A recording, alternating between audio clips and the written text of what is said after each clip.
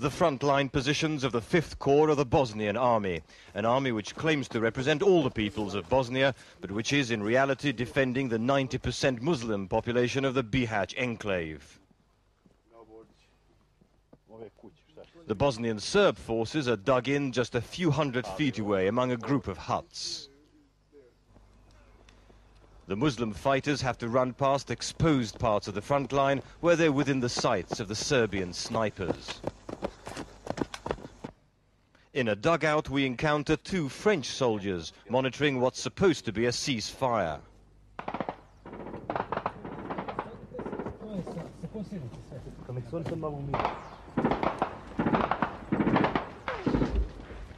Just then, NATO jets fly over. But they have little effect on the ground.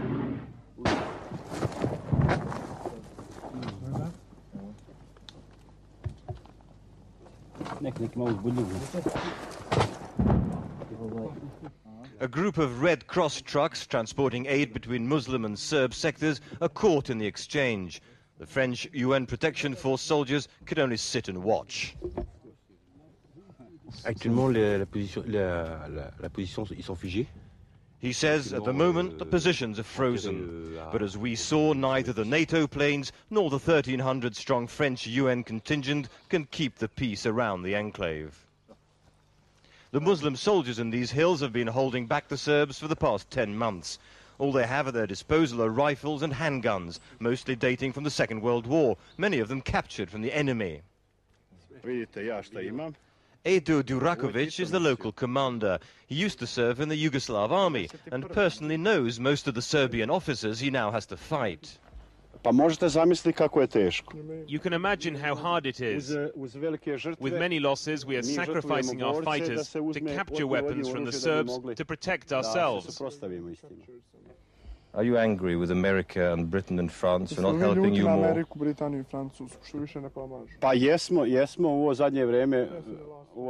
Yes, we are, particularly in recent weeks, after this complete turnaround in policy towards Bosnia, this policy which didn't help us. They promised us first the recognition of Bosnia-Herzegovina, and after that they promised that they would protect us as a small republic. Below, the village of Golubic is now a dead no-man's land. At the height of the fighting last winter, it was pummeled with 200 shells a day. Whatever their official line may be, the Muslims are now quite clearly following a very calculated twin-track policy. They've learned that from the Serbs and the Croats. While the Muslim politicians continue to talk to the United Nations about the safe areas policy, their armies stake out and capture the territory which they think should be theirs, Van's own map or not. And now it doesn't seem to matter whether it's the Serbs or the Croats who stand in their way.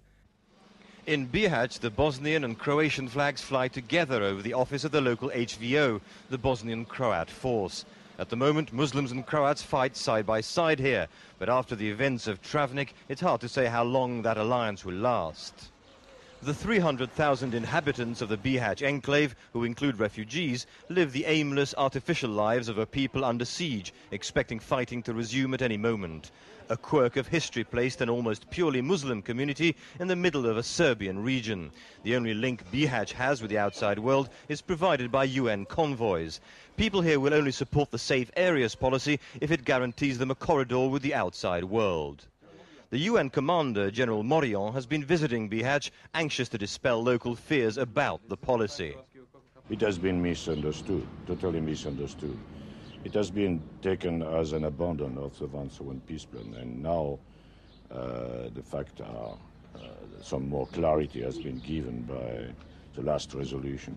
It's only an expedient in order to consolidate the ceasefire on the ground and to give the necessary time for the total implementation of the Van peace plan.